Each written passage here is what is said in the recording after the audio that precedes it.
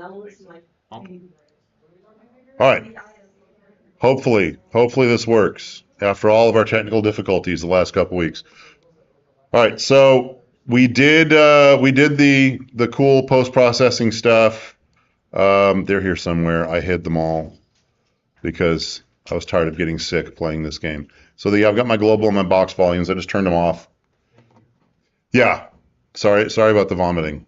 And so we're just going to look at the quickest, easiest way to get occlusion culling going. We've talked about the frustum culling should be auto magic by Unity.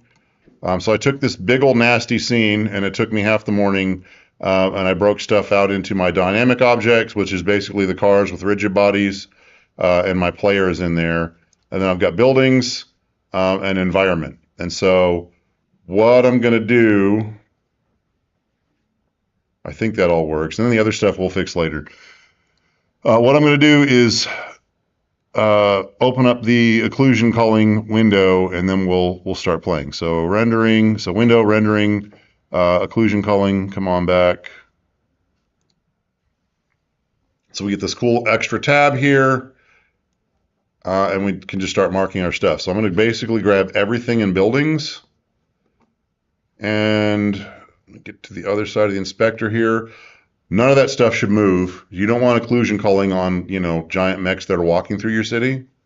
So dynamic objects, we don't do this, but for everything in there, I'm going to mark that static. So yes, mark the static and change all the children. That's one of the reasons I like these groups. I can just change everything. And then the same for the environment. I'm going to mark static. Yes, change children, and there we go. There's the drop down. And so when I marked it static, that automatically marked everything here as occluder and occludee static. Occluder means it blocks stuff behind it. Occludee means it could be blocked by other stuff. So probably there's some stuff in here we shouldn't actually have. I'm not going to change it, but probably like the trees and the light poles. They're not going to block the building behind them. The trees got so much stuff going on, they're not actually going to be an occluder. We'd still want to render what was behind it. But so you go and fine tune all that, right? If I wanted to, I could go in and just select all the trees and stuff, and then unmark occluder, because they're not going to block anything, but they could be blocked by a building. So there's some thought process to it, but we're trying to do this the quick, easy, stupid way. So here we go. So those are all marked.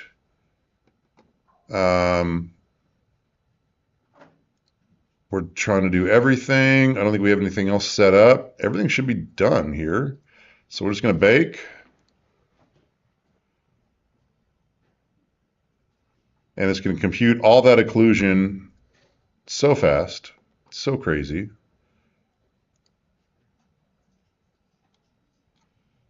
All right, and now let me see where my character's at. See all the stuff that disappeared? With that visualization on? Let me find my guy. Oh no.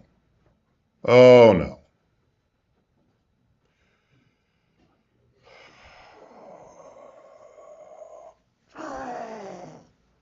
Like the Sisyphus, you push the rock up the hill and it just falls down again.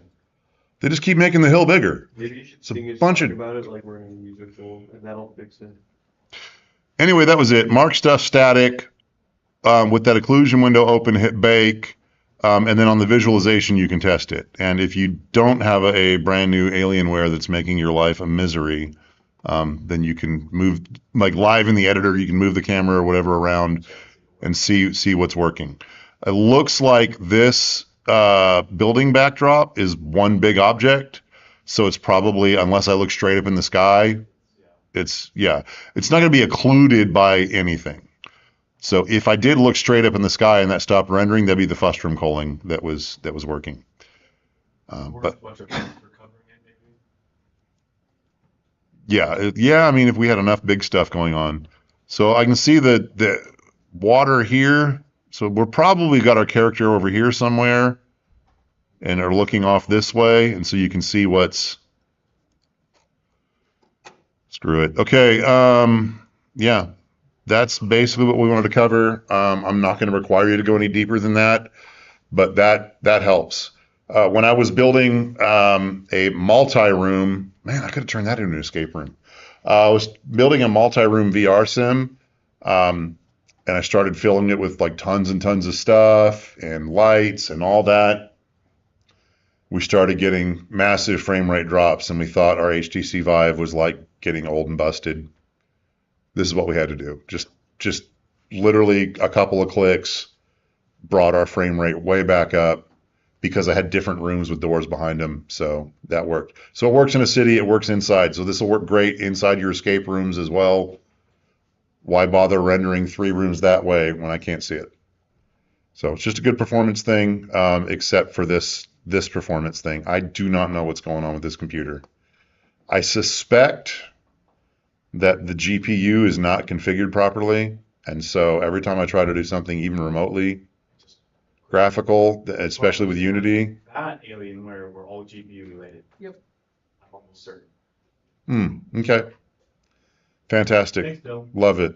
All right. All right. The video should have showed you what you need to do. Yeah, for the rest of class. Good luck, everybody.